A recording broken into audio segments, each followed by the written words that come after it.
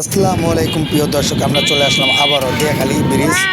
তো এই ব্রিজে দেখুন যে ভিউ, বিরোসাল লেক ফর ইউ। তো আপনারা চলে আসবেন এই দিয়াখালী ব্রিজে। অনেক সুন্দর সুন্দর হোটেল আছে, রেস্টুরেন্টগুলো আছে, দেখেন অনেক পর্যটক আছে।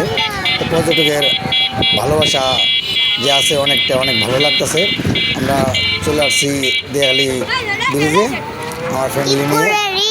তো আমরা এখন অনেক মজা করব। তো সন্ধ্যা ভাব মানে পুরো একটা ফিলিংস আসতেছে। তো আমার মেয়ে কী বলে একটু শুন। অনেক সুন্দর।